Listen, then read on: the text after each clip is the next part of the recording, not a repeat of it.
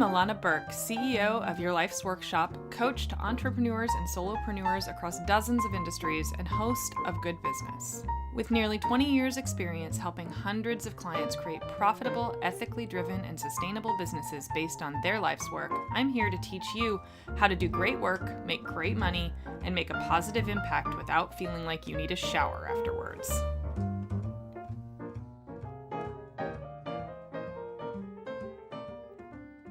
Hey, welcome everybody. Today's episode is about the fine art of designing offers and revenue models that work for your work. Because when it comes to how you deliver what you do, one size most definitely does not fit all.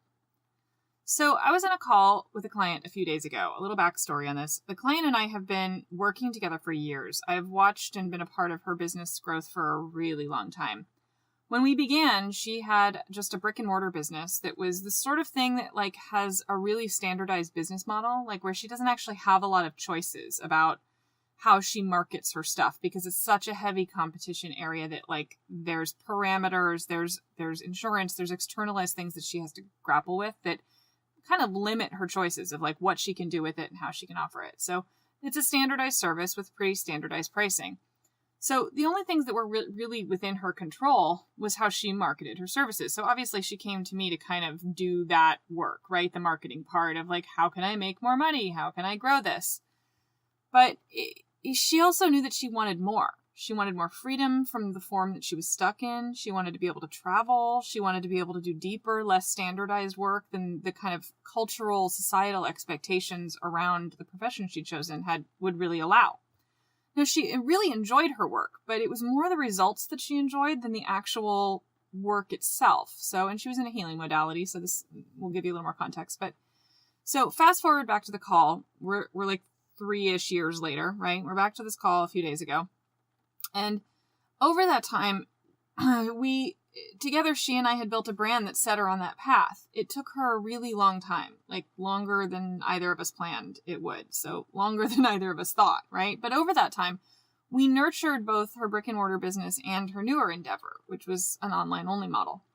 We created opportunities for both brands and they both grew bit by bit. And we both really grew over that time too. I learned more, she learned more, which is probably a topic for a whole other episode.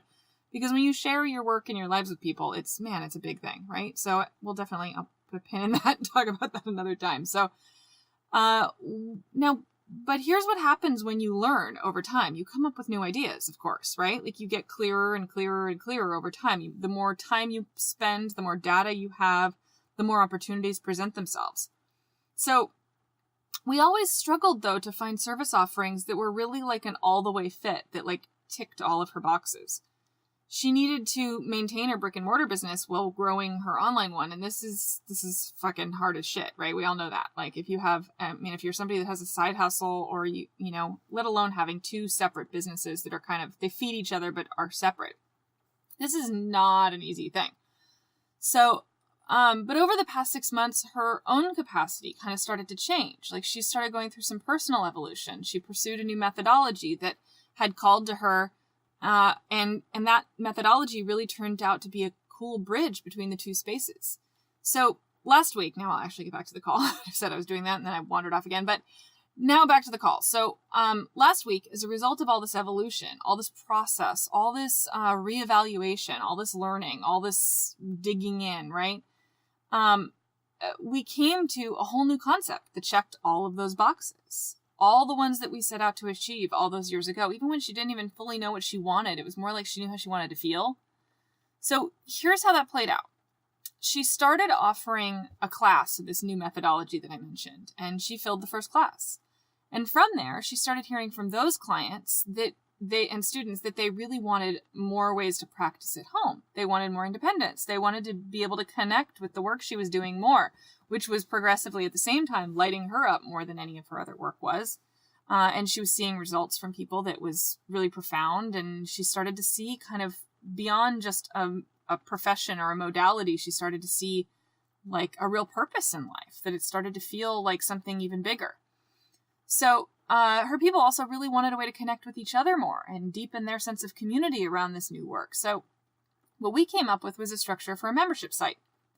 The framework would directly respond to her clients' needs and desires, right? To connect with each other more, to have a way in which they can easily access a way to practice at home. It was another way of stabilizing her income in between class cycles. It allowed her freedom and flexibility to do kind of whatever she wanted, right? To grow, to change, to learn, and to not be tied to a brick and mortar business. It could easily start to replace her brick and mortar income if it was marketed well. Like we all know that membership sites have that capacity for major growth because the sky's the limit on how many people you bring in. Then it had, which, brings us to the last point of like almost unlimited scalability, which was something that like there was such a, she was going to size out of her brick and mortar business. There's only so many time slots in a day. There's only so much capacity for growth. So scalability was going to progressively become more difficult if she wanted to grow, make more money, have a bigger impact, etc. So our mutual enthusiasm when we came up with this was like electric. It started as kind of like a little kernel of like, hey, maybe you should start a group. And then it became a, hey, maybe you should charge for that group. Then, hey, oh, and then you could do this, and you could add videos, and you could add in this, and there's all this incredible software out there now that does that, and holy shit. And as we're talking on her coaching call, it was like this concept just started to evolve and unfold, and we realized how effortless it was, how easy it felt, how aligned it felt for everything she wanted and everything I wanted for her as her partner in that, her coaching partner. And it reinvigorated her enthusiasm for her overall work and mission in the world, like immediately. And that alignment reinvigorated mine. So here's the 3 lessons I want to highlight here in this conversation is your business model is like everything. You'll never feel successful until you find and create a model that works for your business and your life in equal measure. There's just no other option. Like if you want to be a solopreneur and you feel like the way you spend your time and energy should be about something more than just making a living, which if you're listening, you feel that way.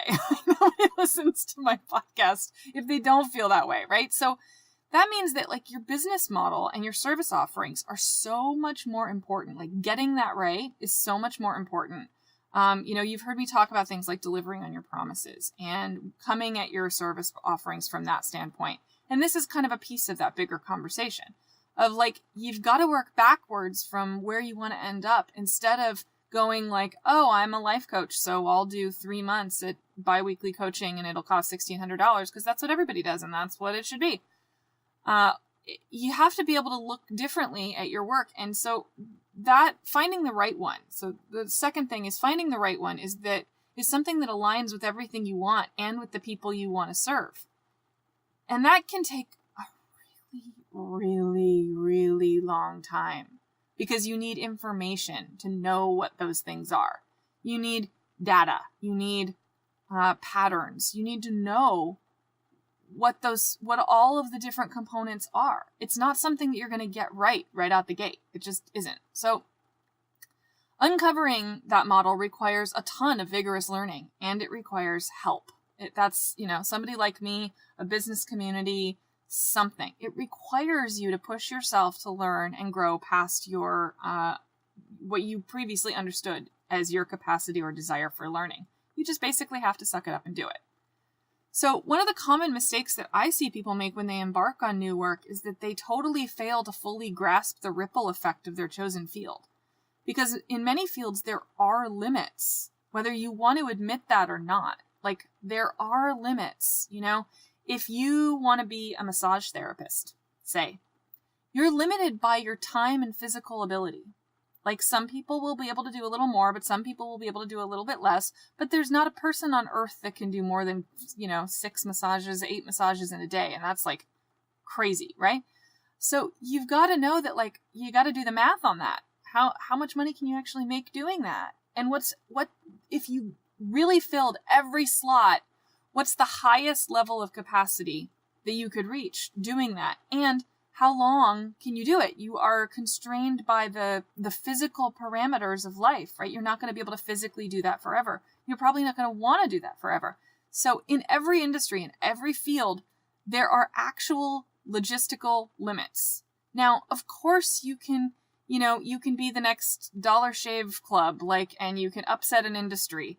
and do things completely differently and change the capacity and change the rules? Of course. But how many of those are there? And when you're thinking about doing something like, I want to be a healer, I want to be a coach, I want to open a store, there's going to be some boundaries that you just probably should at least respect, as like, you're probably not the beautiful glowing unicorn of massage therapy that can somehow figure out how to upend an industry and find more capacity, right? Like, there are some things that just have limits, and that's okay to respect those limits, because what you can do once you know those limits is it gives you like the sandbox that you know you're playing in. And it means that instead of asking yourself what work will make you happy, you should be asking yourself what makes you happy in general. That maybe it's not the work. Maybe it's how you want to live your life, how you want to feel, how you want to experience the world.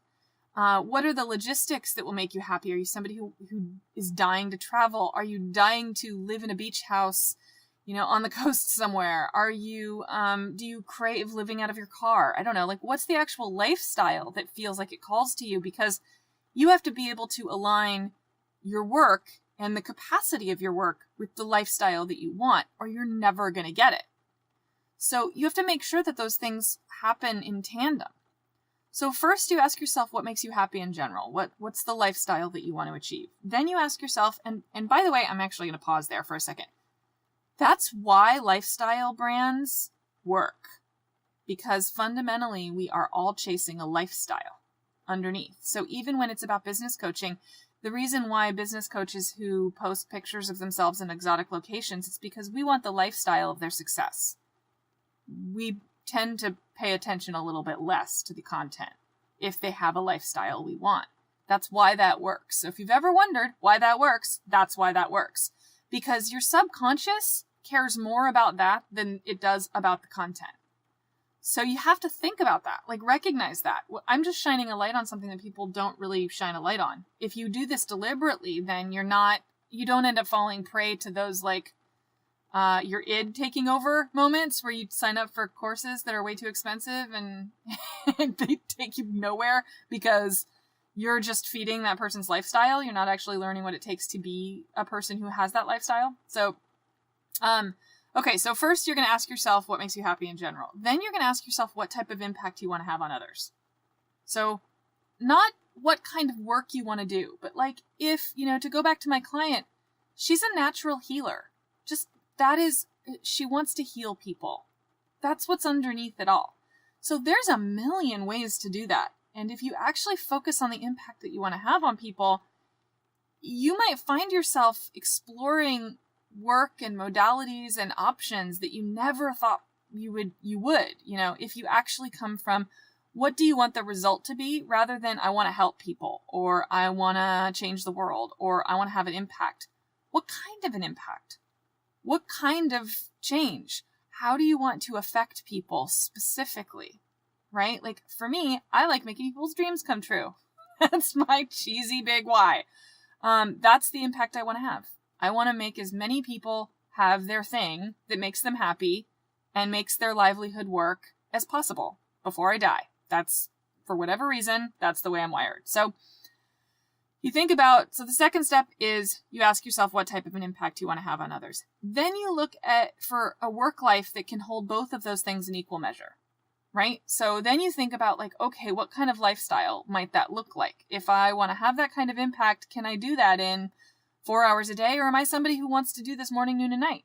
There's no right answer to that, but look for something that can align that can check all the boxes, right? At least from a capacity standpoint. Business model comes later. We're just talking about the work right now. We're talking about the logistics of like, I'm going to be a healer, right? So it's kind of more of a industry, I guess. And then there's going to be lots of permutations within the industry of how you deliver on that. So it requires more than just market research. I mean, market research is part of it. And that's not just demographics and understanding if there's a market for your product. It's understanding the market itself. It's understanding what works and what doesn't, what society will allow and what it doesn't within that modality or chosen industry. It requires capacity research in yourself. Like, and in society, like where are the boundaries? Where are the edges of the sandbox that you can play in? It requires you to understand all the edges of what your chosen work is and whether there are chains that you can live with or whether you'll have to break them and reinvent them. Because you might find that if you actually play this out in your head all the way, if you actually do all this homework before you move forward on anything, you might find that you're not actually willing to do that work. Like, if it requires you to reinvent a whole industry just so that you can be happy within it, maybe it's time to look at a different industry. Maybe it's time to look at something different altogether. And you have to be humble enough to know that, to pay attention to it.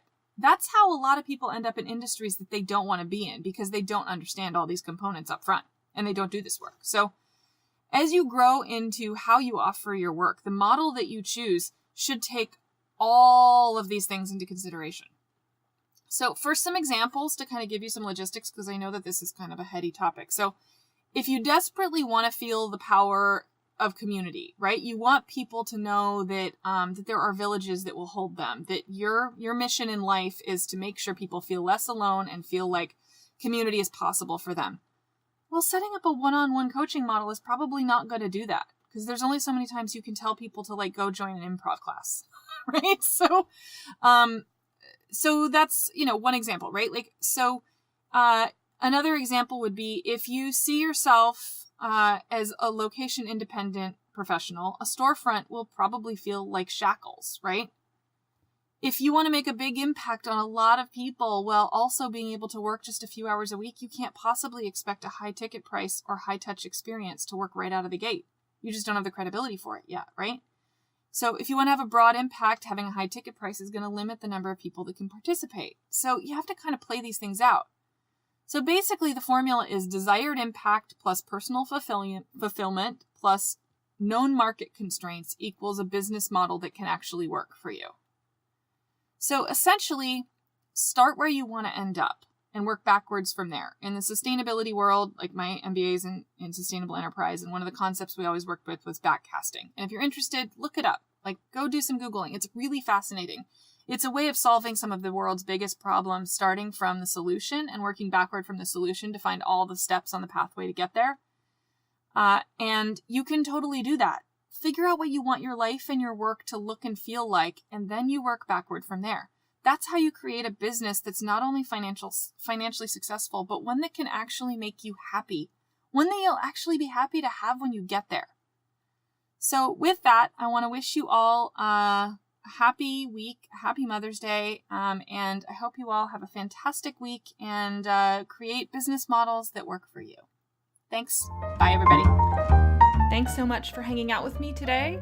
For more information, visit thegoodbusiness.co or yourlifesworkshop.com.